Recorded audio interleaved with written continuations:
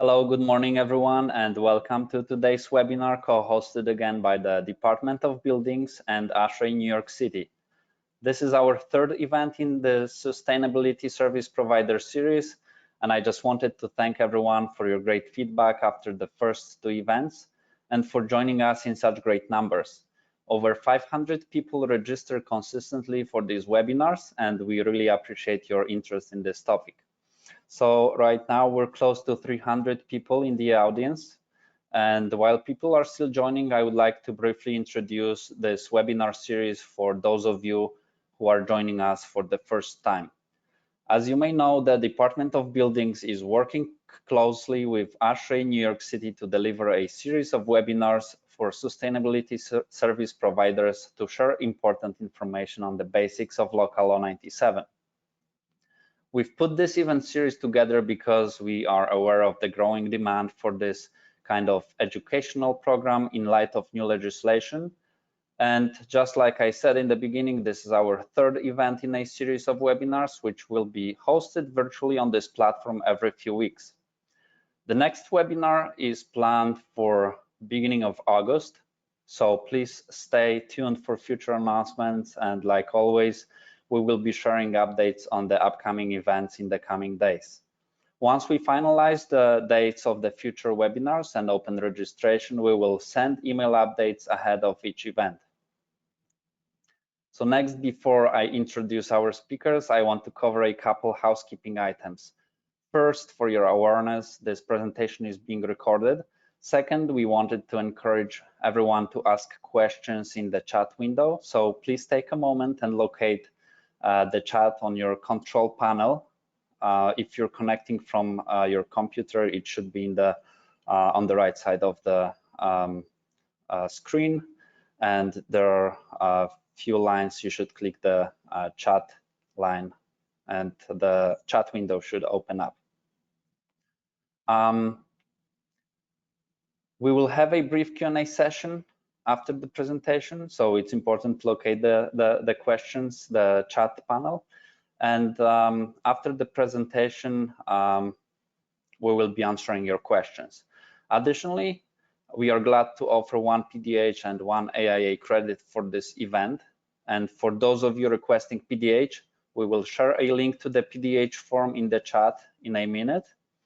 So again, this is the regular process for PDH. You just have to fill out the form linked in the chat.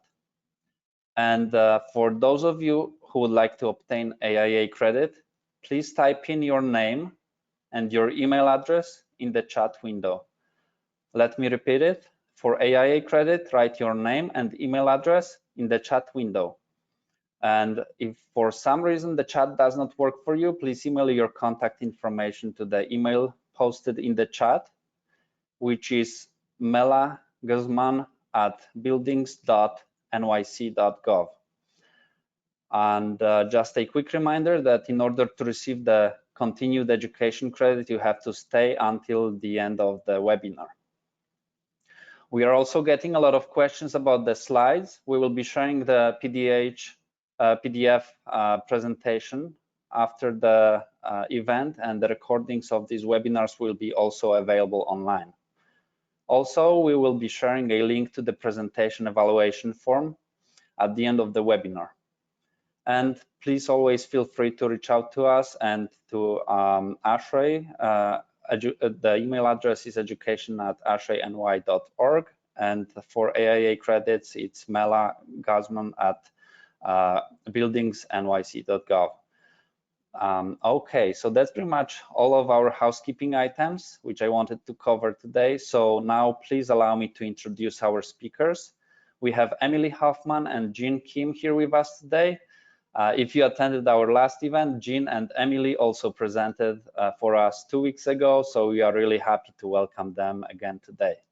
Emily Hoffman is currently serving as the Director of Building, Energy and Emissions Performance at New York City Department of Buildings. Emily will oversee the implementation of Local Law 97 in New York City. Prior to this role, Emily served for nearly 10 years as the Director of Energy Code Compliance for DOB. She led the first New York City-wide Energy Code Compliance program that has ensured compliance for over 20,000 new buildings to date. Jean Kim serves as the Deputy Director of Building, Energy and Emissions Audits at the New York City Department of Buildings. As a core member of the New York City Local Law 97 implementation team in the department, Jean is fully involved in developing the operational procedures, platforms, and instruments to administer Local Law 97 and to streamline the existing sustainability laws.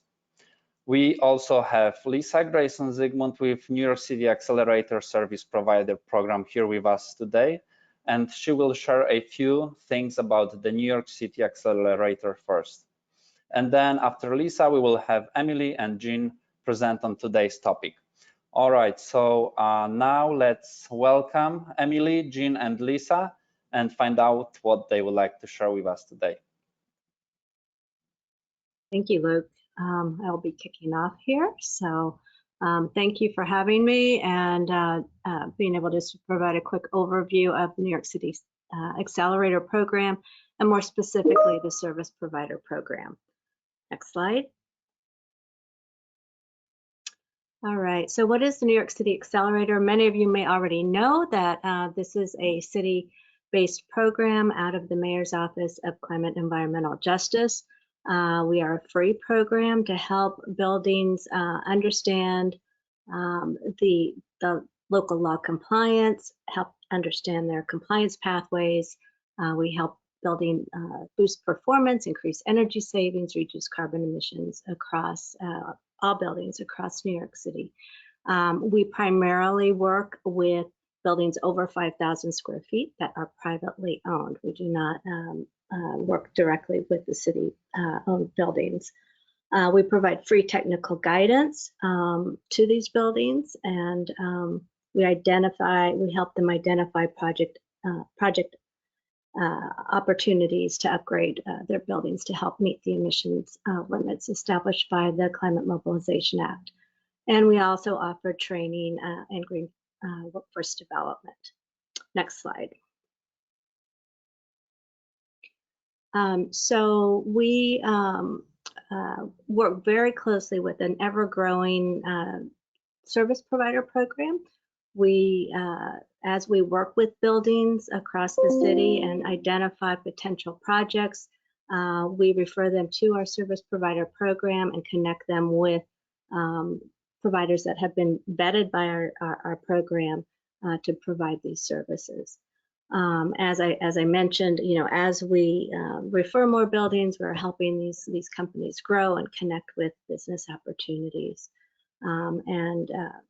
We are building the service provider sector to accelerate the implementation of decarbonization projects across the city. And we really rely on the service providers to work with us as kind of an extension of our team to increase the work and the efforts across the city and to serve as an extension, in essence, of our team. So we really welcome and appreciate all the service providers and work very closely with them across the city. Next slide. So this is a snapshot of the service provider lookup tool that's on our website. You can put in any variation of keywords to look up the service providers that may provide a certain service, provide services to particular types of buildings in particular parts of the city. There are a number of different variables that you can plug into this lookup tool to identify service providers. So it is very useful. Users can then connect and email directly to the service providers that they find right out of the tool. So it's working very nicely, and the uptake and use of this tool is growing dramatically every month. Next slide. So we also really, as I mentioned, work very closely. We've got about close to 30 account managers on our team who work very closely with the service providers in our program. So you will have access to that team to help support your efforts, to help make presentations to boards or clients that you may be working with as a service provider. We sponsor different kinds of events, and both educational and networking. And we also have very strong components of our program around financing and solar projects. So please, utilize our program to the fullest extent to complement services that you may be offering as a service provider. Next slide. So if you're interested in joining the service provider program, please contact Denise Milianta. She's our service provider specialist. She holds a virtual information session every Thursday, so you can, when you get this presentation, or feel free to contact either one of us, Denise at accelerator.nyc or Lisa at accelerator.nyc, to learn more about the program or about questions in general about the accelerator and how we can help support your efforts. I think that's it. So thanks so much again, and I will turn it back over to Emily and Jean.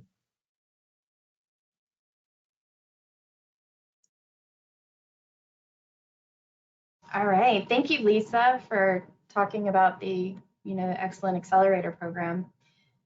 Today, Jean and I are going to talk about the Local Law 97, Article 321, specifically the prescriptive energy conservation measures and how to comply with that pathway within Article 321. This course is registered with AIA. You can get 1 hour of AIA credits. And the first few slides are just the obligatory slides. The course description, like I said, we're going to cover in detail all of the PECMs and how to comply with them and the reporting requirements for each one. Here are the learning objectives. And if everyone will get a copy of this presentation, we'll also be posting it on our website. And in order to get the AIA credits, please put your name and email in the chat, or you can email Melanie Guzman, that's our department's AIA rep, that Luke had mentioned. So it's Mela Guzman at buildings.nyc.gov. Okay, so diving in, Local Law 97, this is our third presentation of the series, like Luke had mentioned. The first presentation, we covered the covered buildings list and the different, categories of buildings in there and what pathway they're, required to follow. Last time we talked about Article 320 compliance and how to calculate the limits and emissions. And today we're going to focus on Article 321. So this pathway is for certain affordable housing buildings and houses of worship. So we'll dig into the definition of what exactly that means. Generally, it means, buildings that have over 35% of the dwelling units are rent regulated, but there are a few more, definitions of buildings that would comply under this pathway. So that's our focus today, is Article 321. Just to put everything, into context with this article, you can find the requirements in the New York City construction codes.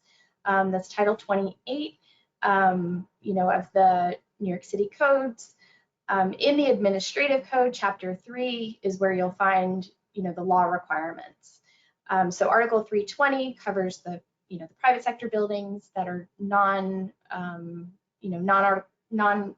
regulated, and Article 321 covers, that's what we're focusing on today. So, as you can see there's a lot more requirements in the law for Article 320 than Article 321. So at DOB, we've spent a lot of time providing guidance in rules and filing guides to kind of fill in the gaps that Article 321 didn't explicitly cover. So, if you're, when you're looking and trying to read the requirements of Article 321, it's Article 321 that's in the construction codes, plus Rule 103-17, so that has, more requirements on sampling and things like that. And then we released a filing guide earlier this year that has, it's more plain language, but also has a little bit more detail on what we're looking for specific system types. So all of that stuff is what Jean and I are going to talk about today, and what's required for Article 321 compliance, specifically the PECMs. So this is, a lot of what you'll see today is, images from our filing guide. This is an image from our filing guide talking about the definition of Article 321. And if you go in the filing guide, you will see, a link to Article 321, a link to the Rule 103-17. And then it just has, kind of in plain language what the definitions are. So it covers certain types of affordable housing and houses of worship. And we have specific CBLs for those for Article 321. So you can look all of that up on our website. This is something that we covered in the previous presentation, the second one of the service provider trainings. And just wanted to go over this again, that Local Law 97 is enforced on a building by building basis, not on a lot level basis. And so what you're seeing on screen right now is an example of a lot with 4 different buildings that, would qualify under different requirements under Local Law 97. So in this example, you would have building 1 that's covered under Article 320, and then that building would have to file annual reports with the department every year starting next year. Also in this example, building 2 is a city supported cultural institutions group, and that's exempted from reporting to DOB. And then buildings 3 and 4 in this example would follow Article 321 prescriptive pathway, and they would have to, choose one of the prescriptive pathways and submit a one-time report to DOB. So it's important to know that Article 321 only requires a one-time report as opposed to Article 320, where reporting is required annually. So when we're going through all the requirements for Article 321, it's important to keep that in mind, that this is, a one-time report next year, and Article 321 really focuses on getting, deep energy savings up front. So if you're following the prescriptive pathway, there's requirements to upgrade your building, very specific requirements. The other option that we'll dig into is you can do a performance pathway, which means you have to meet the 2030 emissions limit that's set under Article 320 for that building, essentially in calendar year 2024 reporting next year. So you have to be a little bit, ahead of the game for doing that. And the reason there is just because this is, again, a one-time report. Okay, so I mentioned, like, we generally call this, when we're just talking generally with presentations, we say 321 is for affordable housing. But it's very specific types of affordable housing that the building has to, be qualified under to go this pathway. So on the screen, you'll see these are the different definitions that qualify as certain affordable housing for Article 321. So the first one is that the building has to have more than 35% of dwelling units subject to rent regulation. So if you have a building that has more than 35% dwelling units, they do this one-time report and they're done. However, it's important to note that over time, if some of those dwelling units drop out of rent regulated status and go below that 35% threshold, then the building becomes subject to Article 320 and would have to begin filing, complying with the annual emission limits and filing a report annually with DOB. So that goes with any one of these categories. So number 2 is if the building contains HDFC co-ops, they can be subject to Article 321. Number 3 you see on the slide is if you have one or more units participating in a project-based federal housing program. So one or more units in the building, that building complies, follows Article 321. And then we have this note at the bottom, so it's very important to note that, there are sometimes dwelling units can have federal assistance that's tenant-based, not building-based, and those are not necessarily subject to Article 321 because that tenant-based assistance is on the tenant and not the building itself. So there's a lot of specifics here on, for a building to be able to comply under Article 321. We do have a covered buildings list specific to Article 321, and we have instructions on our website that, if you need to, if the information that we have differs from the information that you have on your building, you're able to come to us and prove with certain information. We have all that called out on our website if you need help determining which compliance pathway your building should be following. This is just a graphic that we also have on our website talking about other types of affordable housing. So I just covered Article 321 and what the definition of affordable housing is under that pathway. So I also mentioned that if a building drops below the 35% rent regulation, but has at least one rent regulated unit, that's where you'll see this Article 320 2026 pathway. So for that type of affordable housing, the building would qualify under Article 320, but you'll note that the first report is coming 2 years after the majority of the buildings under Article 320. So there's that pathway starts in calendar year 2026, the first report due in 2027, and then there's another group of affordable housing that follows the 2035 pathway, and that's if the building is a Mitchell-Lama building, no units are participating in the federal project-based housing program, or no rent-regulated units have income restriction through very specific types of programs. So again, that's all listed on our website. If your building follows one of these definitions of affordable housing, then the first time you're reporting to DOB is 2036 on 2035 calendar year emissions. Again, if you want to go through this in detail, we have a link on this page that takes us right to that site. We will be sharing, all these slides, so you'll have access to all of this. And then the last thing I wanted to mention is, I think also when we talk colloquially about Article 321, we generally say it's the affordable housing pathway, but it does include buildings that are houses of worship. Local Law 97 defines house of worship as main use or dominant occupancy is classified as an occupancy group A3 religious house of worship. We've gotten a lot of questions about this, and so we've put on our website in an FAQ and in the filing guide on what this means and how to determine whether your building is a house of worship. So for a building to be considered a house of worship, more than 50% of the building, of the floor area in the building, has to be used for assembly space for religious purposes. So in order to get your building qualified or defined as a house of worship, it would require an RDP to go out and certify the floor area measurements and make sure that that building has more than 50% of the space is used as assembly space for religious purposes.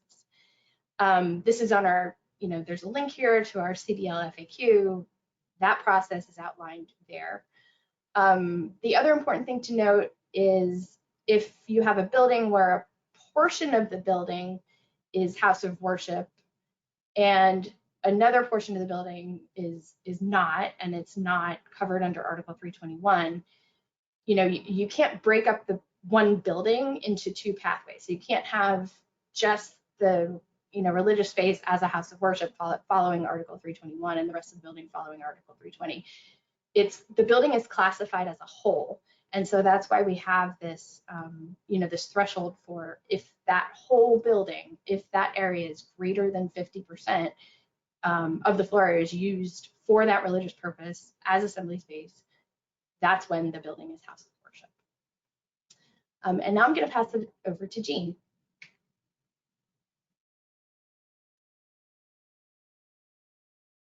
So for Article 321 buildings, there are two clear compliance pathways. Emily briefly mentioned about this already, but let's go over the two pathways. There are one performance-based, the other one is prescriptive pathway. For performance-based pathway report, the Rule 103-17 requires energy compliant buildings report. That's the term. That means this building, the calendar year 2024 building actual emissions meet the emissions limit for the compliance limit of calendar year 2030. So the building owner may submit this report performance-based, And the other pathway is the prescriptive pathway. And our webinar is really focused on this prescriptive pathway. Building owner is supposed to commission a qualified retro commissioning agent, and the agent must go through the building and make sure all applicable 13 prescriptive energy conservation measures are implemented in the building. And again, Article 321 requires only one-time submission, and it has to show compliance. The report is due May 1st, 2025, next year. Emily mentioned about that if the building falls out of the Article 321 definition, then the building start submitting annual building emissions report, because the building is no longer subject to Article 321 and subject to Article 320. The multiple buildings, when 2 or more buildings on the same tax lot, they are over 50,000 gross square feet combined, they both are Article 321 buildings when they are house of worship buildings or the certain affordable housing. So when they have this multiple building, the 2 bins on one single tax lot, they can combine their report and submit the report as one application. But each building has to demonstrate compliance, either through a performance-based or prescriptive pathway. Can we go to the next slide? So from this chart, let's start from the left in the middle. So we have to first find out whether if Article 321 apply. If yes, we have to proceed to the right. If it is not, it is Article 320 building. So they have to prepare annual building emissions report. So if it is Article 321 building, there are 2 pathways we just discussed. If you go up, it is the performance-based pathway. They need to prepare and submit energy compliant buildings report showing that their 2024 buildings actual emissions meets the 2030 emissions limit. The other pathway is at the bottom, prescriptive. So building owners supposed to submit one-time prescriptive energy conservation measures report, and then qualified retro commissioning agent must certify and attest that all required or applicable PECMs have been completely implemented. So either one of these report is submitted. So if we move to the right, now we have a question. So this report actually may show that we weren't able to comply Article 321 requirements. So if the report shows compliance with Article 321, that it's perfect. So we go downward. Yes, Article 321 compliance satisfied, the green box in the middle, but it doesn't show compliance. So then owner has to show us either, yes, he's willing to pay the penalty and the compliance is deferred to next year. So this year, the owner pays a $10,000 penalty, and we will wait for next year. So building owner submit the report showing compliance next year. With some justifiable reasons, the owner wasn't able to demonstrate compliance. So we go to the right, no. So we have a big diamond there. So is non-compliance due to unforeseen event, or is the building going through some eligible energy conservation project? So like unforeseeable event is like hurricane, major flood, or fire. So those unforeseen events stopped the owner from compliance? If the owner can prove that, their penalty would be mitigated. If the circumstances are pretty obvious, the penalty might result in 0. The other option was the eligible energy conservation project. This is where the building owner received a letter from the state or local agency or government agency that they will get some governmental assistance in performing eligible energy conservation alteration project.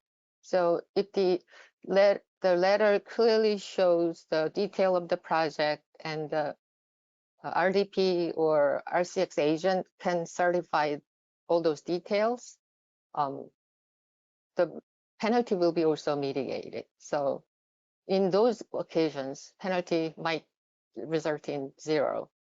But if they don't have really justifiable reasons, we go to the mitigated resolution. That's the downward with no.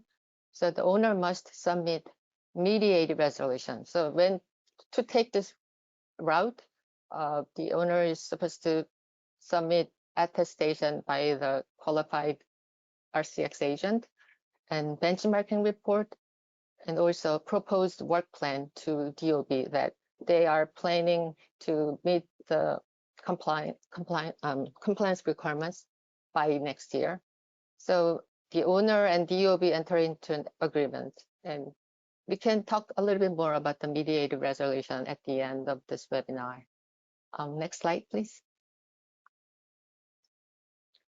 So we have put together Article 321 filing guide and Excel workbook template for certain PECMs, and they are available online in our website. So this slide is just to show how you locate the filing guide and the template. So start with the New York City Department of Buildings site. From that site, on the top bar, you click on codes, then it will generate 4 blue boxes below, and you click on New York City codes, click on that, then it will generate the list on the left, vertically. So from that list, you click on sustainability. So if you click on it, this is what you will see from your website. This website has a lot of information, so you have to just scroll down until you reach get additional information on greenhouse gas emissions reporting. So click on that link, then it will show the next slide, please. So this is the webpage, greenhouse gas emissions report. This webpage has a lot of information as well. So you just need to keep scrolling down until you find Local Law 97 and affordable housing. Then there's a filing guide and template. So there's a link to it. So if you click on it, and you will find the Article 321 filing guide and template. So if you visit filing guide pretty frequently, you'll be able to find it really easily. You just type in Article 321 guide, and then Google might show you on the very top. So it's not difficult to find the filing guide online. Let's go to the next slide, please. So this is the cover of the filing guide. Just note that, remember, we had 2 compliance pathways, and this filing guide is for the prescriptive energy conservation measures report.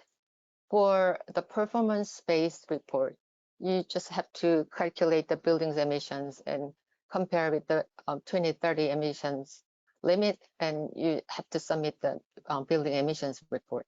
That's the other performance-based pathway. But this filing guide is again for prescriptive energy conservation measures. The page on the right shows the table of contents, and we will dive into those 13 PECMs in this webinar.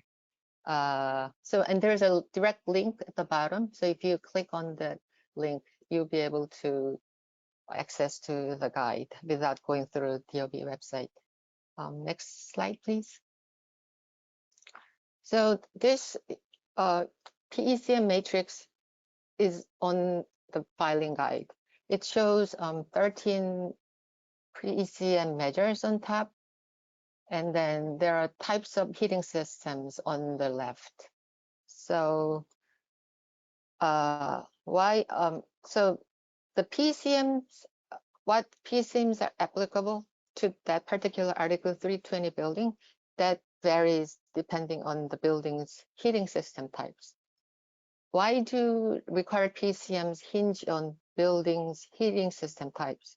That's because the building's space heating and water heating equipment burn fossil fuels like natural gas and oil, and they are associated with high greenhouse gas emissions coefficients. If you look at the matrix, certain PECMs out of the 13 measures are required across all heating system types. For example, number 1, temperature set points, and number 3, heating system functions.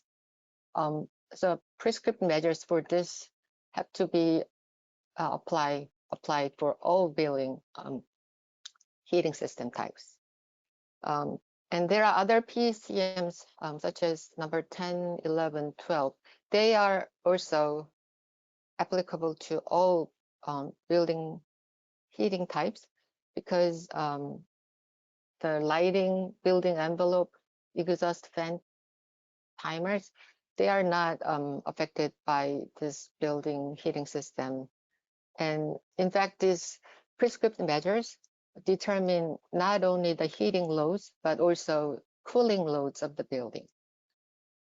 And then another point we could gather from this matrix is that if building gets electrified, required PECMs diminish in general. So if you look at the bottom, the heat pump and electric resistance, they're using electricity, not the fossil fuel. So the required PECMs are less with the electrical systems. So building electrification, if it could be afforded, presents opportunities to reduce costs for implementing prescriptive energy conservation measures. The last thing on this matrix, because there are a lot of information here, if you just zoom in a little bit, there's a asterisk at the end of the PECM on number 4, number 7, 8, and 9. So out of the 13 measures, 9 measures without the asterisk, we require attestation by a qualified retrocommissioning agent at the Local Law 97 reporting portal. But the one with the asterisk, we require more backup document in the reporting portal.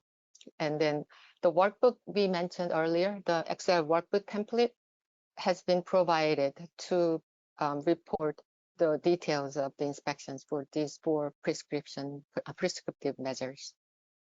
Next slide, please. So now we dive into the PECM. Number 1 is temperature set points.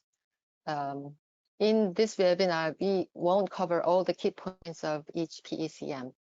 But like I said, the Article 321 filing guide, it has a lot of information, good resources. So please visit the website, download the PDF, and take advantage of the filing guide. So for this PECM number 1, the RCX agent must examine the temperature set points for all space heating and domestic hot water systems in the building and verify that the temperature set points meet the minimum or optimum temperature range. The sampling rates for verification is in the middle, 100% of common areas, 20%, minimum 20% of non-common owner areas, and minimum 10% of non-common tenant areas. These sampling rates are sort of typical, and it applies to several other PECM as well. For this temperature set point PECM, we only require attestation by a qualified RCX agent. The diagram or the figure on the right shows the BMS screen showing the temperature of their system. It's just an example. Can we go to the next slide? We just talked about the sampling category, and this just clarifies what we mean by common areas. non-common owner areas, non-common tenant areas. Just note that dwelling units are considered non-common tenant areas, and this largely aligns with the local law 87. So when you do sampling for non-common tenant areas, that includes dwelling unit. For houses of worships, we have this information at the bottom. All front of the house space are considered common area. Back of the house spaces are non-common owner area, and long-term leased space are considered as non-common tenant area. Can we go to the next slide? This is PECM number 2, repair heating system leaks. So the retro commissioning agent must conduct a visual inspection of all heating equipment for water, steam, oil, refrigerant, and air leaks in the system. So those leaks must be identified and repaired by the end of this year. Note that exception, inspection of forced air and electric resistance heating systems is not required.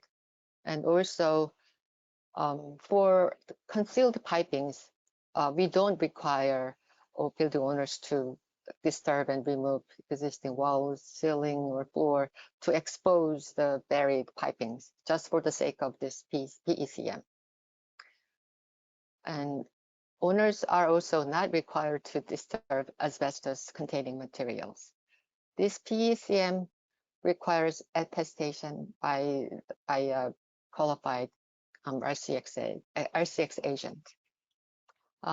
We could go to the next slide. PECM number 3 is heating system function. So this is basically maintaining the overall heating system, ensuring that system component parts are clean and they're all in good operating conditions. There are a lot of sample activities or inspections listed in our filing guide, so I won't go to details for that. This PECM also requires only attestation by a qualified RCX agent. With that, I will turn this over to Emily. Great, thank you, Jean. I'm going to go through the next few PECMs. PECM number 4, if you're going down the order of PECMs, this is our first one that requires detailed documentation that this PECM was met. So the PECM is called radiator temperature controls, and the law requires that all radiators in the building have individual temperature controls or insulated radiator enclosures with temperature controls. So, you know, this is really getting at the core of, you know, these older buildings, these, you know, affordable housing buildings that, you know, just to start regulating that temperature. We see in the winter all the time that the thermostat in a building is the window. And, you know, getting this PECM right is really, you know, really a key in addressing, you know, that and really, you know, trying to mitigate all that excess energy. And so what this PECM requires is that these thermostatic radiator valve or insulated radiator enclosures are installed on every radiator. And what we've done in the guide, because, you know, we've gotten a lot of questions about this. So in the guide, we've broken it down into what those requirements are for different types of heating systems. And we've done the same thing in our template that we'll, you know, do a quick walkthrough later. And so what this means is if you have a 2-pipe steam system, every radiator should have a thermostatic, a TRV, or an insulated radiator enclosure that's in good working order. And,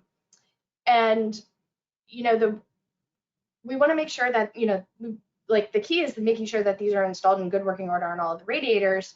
But for buildings that have this in place already, we have a sampling requirement that the retro commissioning agent can go out and sample 20% of the radiators in the building. And if those 20% of the radiators show that one of those, you know, two radiator temperature controls is installed and in good working order, then the inspection is completed and deemed to be, compliant with this PECM. But if the inspection shows that one or more of those radiators do not have the TRV or the insulated radiator enclosure in good working order, then the remainder of the radiators should be inspected. And again, it's not just inspected, but any deficiency has to be remedied. We've clarified that for one pipe steam systems, these controls are only required on the radiators in spaces where overheating has been reported or observed. So in our, our template for documenting, our Excel template for documenting compliance with this PECM, we have that noted in there that we want to, understand how many units or radiators have been reported with overheating, and that those specific ones have this control.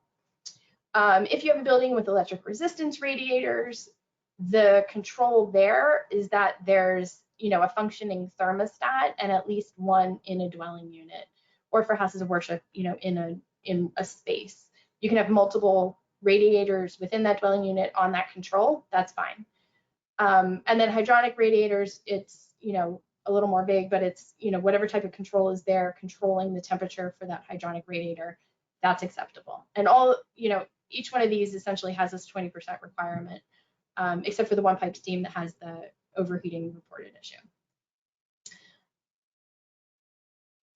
Okay, and just, since this was the first PECM that we're talking about today that has the detailed documentation requirements and not just an attestation, Jean already went through this, but in the filing guide, you'll see a little asterisk near these 4 PECMs that require more detailed documentation. We'll run through the templates, but you can either do these inspections, but if a building has already gone through like a Con Ed incentive program or another utility incentive program, or worked with NYSERDA and gone through and retrofitted their building with these requirements, that is fine enough documentation for us. We don't want to, cause, duplicative work on any of this. We just want to make sure that it was done and it's working and it's, saving, the energy reduction and the carbon reduction. Also, for 2 of the PECMs, number 8 and 9, local law 87, if that was, completed after, one of these dates listed on the screen, then that would also be acceptable as documentation requirement. All right, diving into PECM number 5, this is piping insulation. So this PECM requires that any piping is insulated.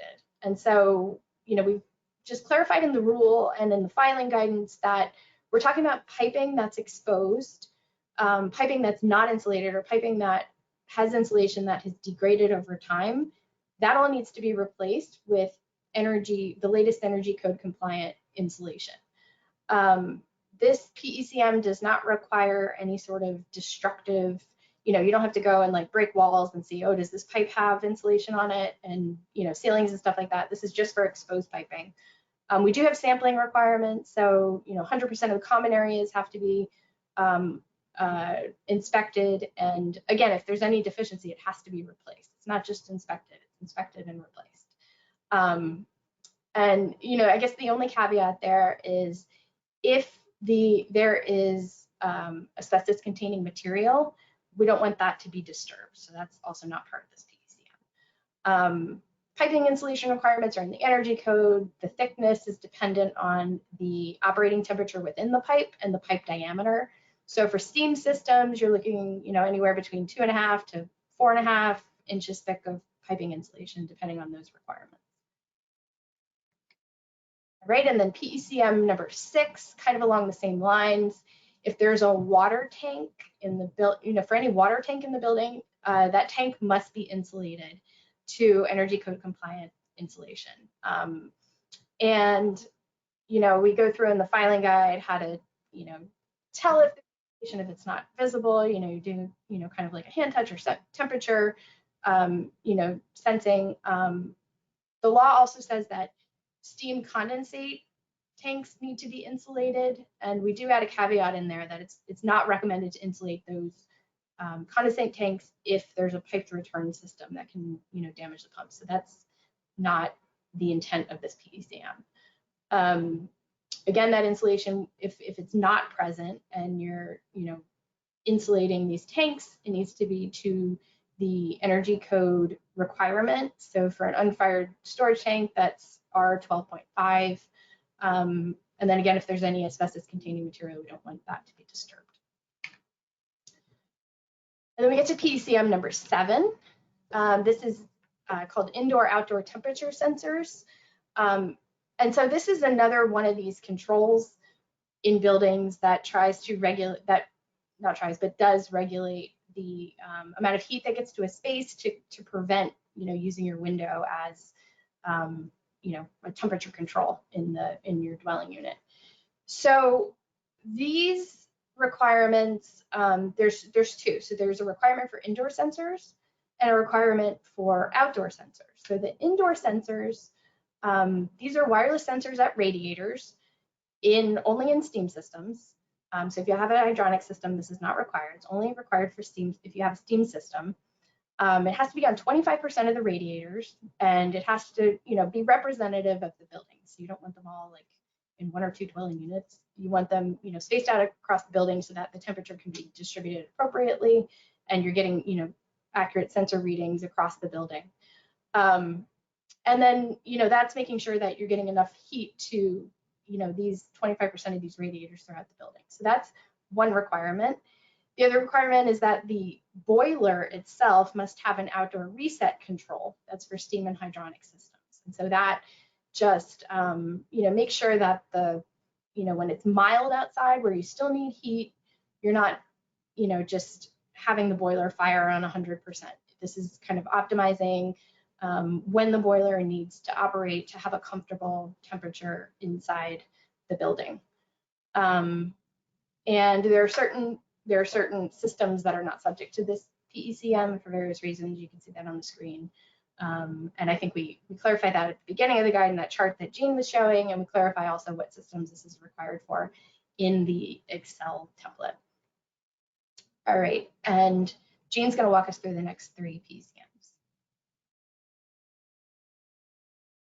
So the next PECM is steam traps. Steam traps are installed in the return side of the radiators in 2-pipe steam systems. So it's not for one pipe steam or hydronic radiators. These are small devices, but very effective in balancing the steam systems. And this this PECM pretty much aligns with the local law 87 requirements. But there's a difference though. If the retrocommissioning agents test the temperature on the main supply and main return piping side and find the temperature differential is 30 degrees or more, the agent doesn't need to inspect all the steam traps. So we consider that these steam traps are pretty healthy. So the agent must just provide that test results of temperature differential of minimum 30 degrees.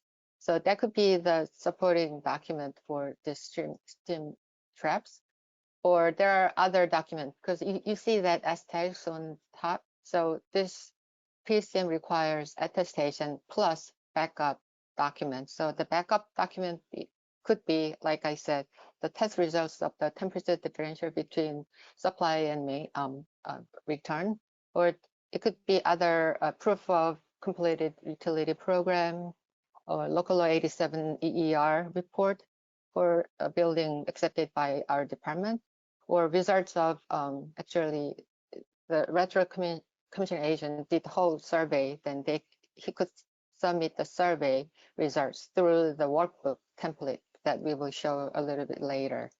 So the initial survey of 20%, any of the steam traps are not functioning, they have to do the entire steam trap survey and make sure every steam traps are in good working order. Next slide, please. So master system venting is really for the main systems, not for those terminal units.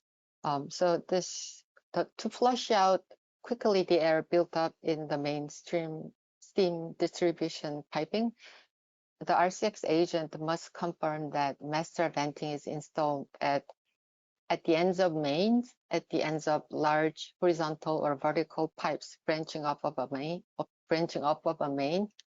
and at the top of primary risers. For this particular PECM, sampling is not acceptable. So all the critical points of the main piping must be inspected, and the vents must be found in good working order. There are additional backup documents required with showing that asterisk. Maybe Emily can show you later in the workbook. And then next slide. PECM tent lighting. This aligns with the Local Law 88 of 2009. So if the building owner submit the report to local law to comply with the Local Law 88, then that attestation done by the RDP or licensed electrician will be accepted for Local Law 97 as well. The upgraded lighting system must comply with the version of the New York City Energy Conservation Code that was in effect at the time of implementation. So if you look at the table really quick, just for instance, if the lighting upgrades have been implemented on May 12th, 2020 or later, that installation must meet the 2020 NYC requirements. That's the meaning of this table. Let's go to the next slide, please. This is about the building envelope.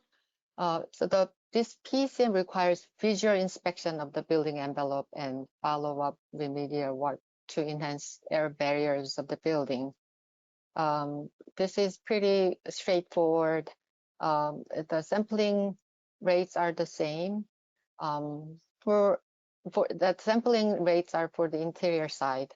For exterior inspection, we don't require like special scaffolding or rigging just to inspect the entire envelope. It's just the easily accessible areas of the building exterior envelope will suffice. So let's go to the next slide and Emily will take over.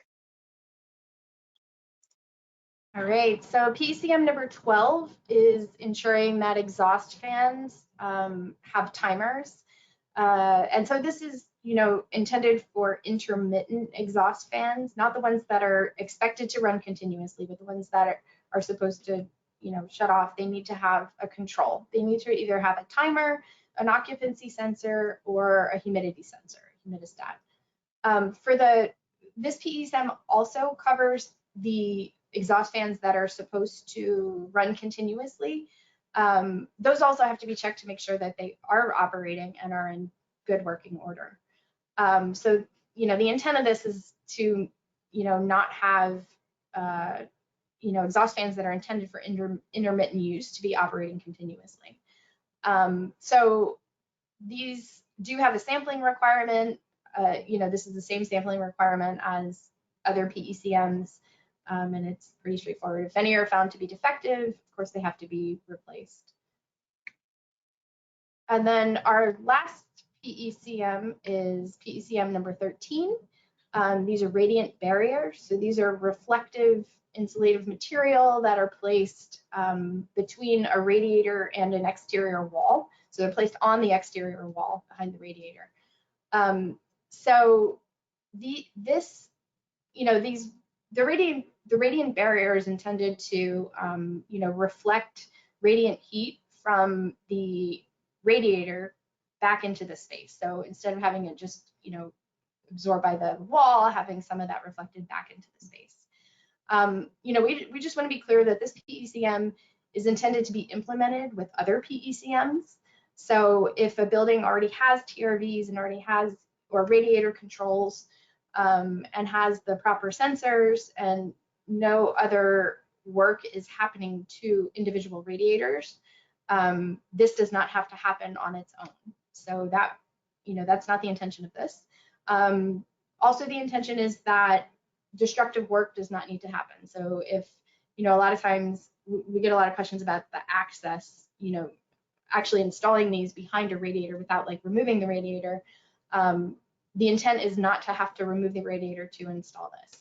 So, you know, and it's, you know, essentially for the steam radiators. So that's the requirement for this. It's also an attestation. I know we are over time already, so we're going to go quickly through this. We have reporting templates that are on our website, and I just want to walk through really quickly what those are. So we have, you know, you can see on the screen, you can download this template. This is one that's already filled out. This is an example. You read the instructions, and, you know, one thing I want to point out is that one of these templates needs to be completed for each building that is subject to Article 321 and showing compliance with the PECMs. So each building needs to have its own workbook. And then the way that the color coding works is the light green has to be filled in. It's important down here entering primary system type. When you select the system type, it tells you what sheets you need to fill out, essentially what PECMs are subject for each heating system. So, you know, there's a primary heating system type, secondary heating system, and you'll need to, you know, comply. If you have two different heating systems, you'll have to comply with all of the requirements for, in this example, a two-pipe steam, and then the requirements for the electric resistance. The tabs are labeled by the PECM number. So PECM number 4 is this tab. The first thing you want to select is the method of compliance.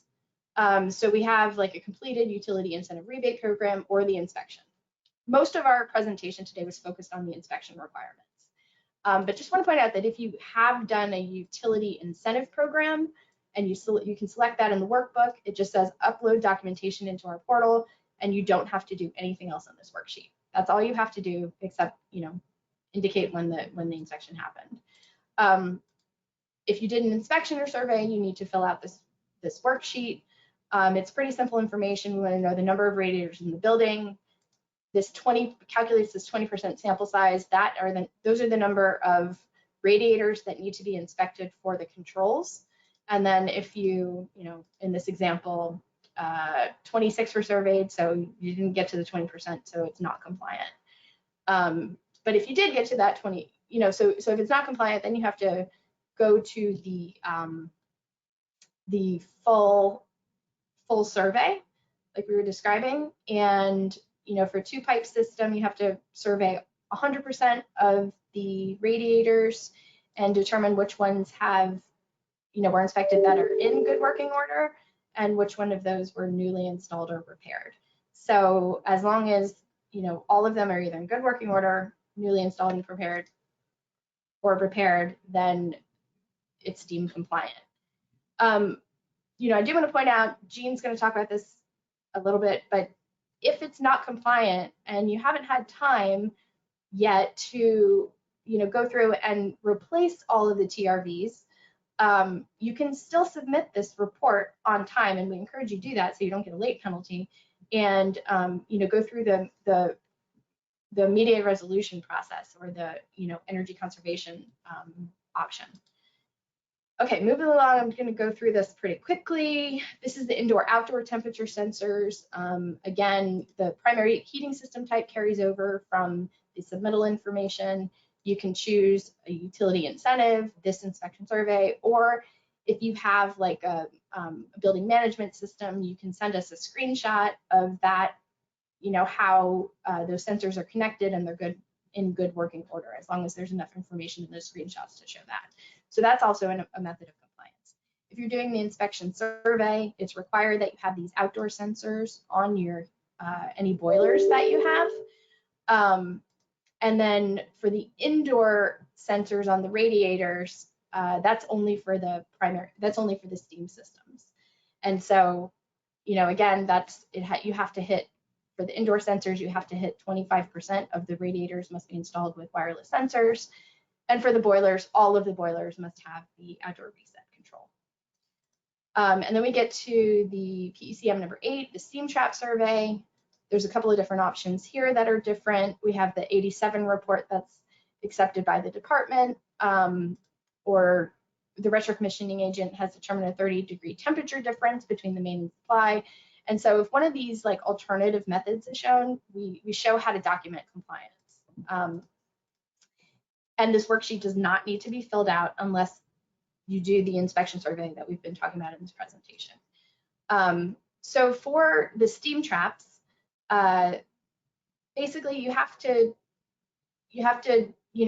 inspect 100% of the common areas, 20% of the non-common owner area, 10% of the non-common tenant area, which essentially are the dwelling units. And once you hit those sampling requirements, if 100% of those radiators have either steam traps or orifice plates in good working order, then then you're done. If they don't, then you have to do the full building survey. So that's when you would use this tab, and it's essentially the same information. You would have to input each one of the steam traps and the condition of the steam trap, the space type, when the survey was completed, and any sort of corrective action. And so again, this will tell you if you're compliant or not compliant. And if you're not compliant, there's a pathway for mediated resolution. So just keep that in mind. And then the last PECM is PECM number 9 for master steam venting.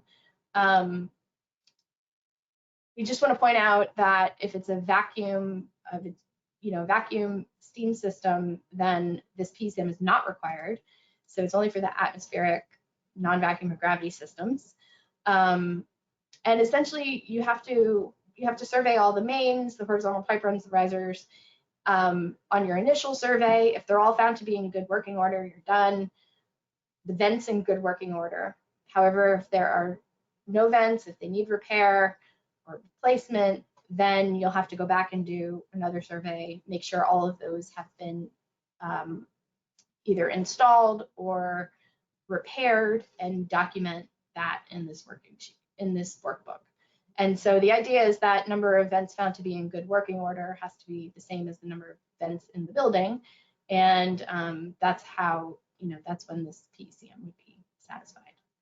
Okay, so that was really quick.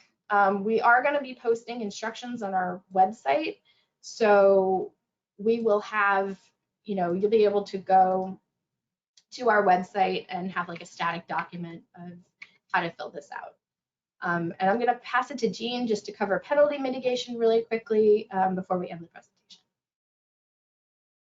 So we have this, we went over this penalty mitigation at the flow chart, and also Emily mentioned a few times. So I'll go really quick. So the Article 321 report is due May 1st next year. If you don't submit the report, you get $10,000 late penalty plus non-compliance penalty.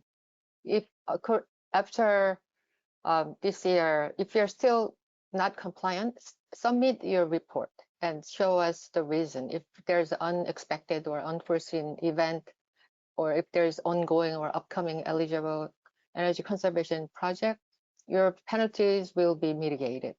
Or if there's some financial hardship or any other reason, you could talk to us, and then you could go through the mediated resolution route. The next page, please, will show the detail we discussed already.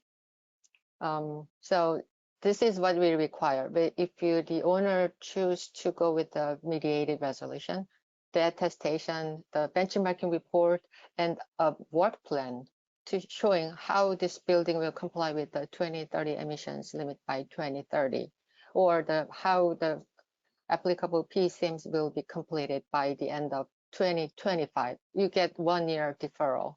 So submit this, and then the owner and the DOB will enter into an agreement. And depending on the agreement, the penalty will be mitigated, or compliance will be deferred until next year, or according to the agreement. So that's the end of our presentation. We apologize for the overtime. Just to the recap, so the Article 321 is really for a certain affordable housing and houses of worship. There are two simple pathways, and we talked about the PECM report pathways today. So don't wait until next year. So you may have to pay the penalty next year if you're not doing anything. So use that penalty expense that might occur next year to maintain and upgrade your building. So we are encouraging owners to start implementing the PECMs right now during this heating and non-heating cooling season. During this summertime, you can work on your boilers, you can work on your resistance system. So that way, hopefully we won't have this heat wave next summer. That's our hope. So with that, I'm handing over to Holly. Thank you. Thank you, Jean, Emily, and Lisa for your presentation. Next, we have a quick quiz for our attendees. Hi, Holly. Please go ahead. Okay, so there are 4 questions. Please put your answers in the chat. What are the primary mechanical systems in an existing building that are affected by the PECMs? Qualifications or certifications necessary to be able to submit this report to the DOB? Describe and name 4 of the PECMs that are needed, and which PECMs require additional documentation. We're going to leave the questions up so you can read them as you're answering. Unfortunately, we don't have a lot of time for questions, but we will keep the chat going so that you can put your answers in. And I'll just talk about 2 things that have come up numerous times. And one is about the penalty for non-compliance being either one-time or annual. So both the $10,000 penalty for late submission and the $10,000 penalty for non-compliance may be reapplied annually at the department's discretion until compliance is demonstrated. So you do have to demonstrate compliance eventually. Also, if there are 2 buildings on the same lot that share energy service, one that's Article 320 and one that is Article 321, the owners of the buildings that share energy service but are subject to different compliance paths need to submit separate reports for those buildings. Those are 2 questions that came up a lot. Plus, a question comes up all the time about the presentation. The presentation and the video will be posted to the DOB website in the coming weeks. Thank you all for attending. Sorry that we went over. There was a lot to cover. Thank you, Holly. Also, a quick reminder for our attendees requesting PDH credits, fill out the PDH form linked in the chat window. For those of you requesting AAA credits, please type in your name and email address. And we will leave the chat open. We'll leave the webinar open for another 2 minutes to allow everyone to click the links and ask any last-minute questions.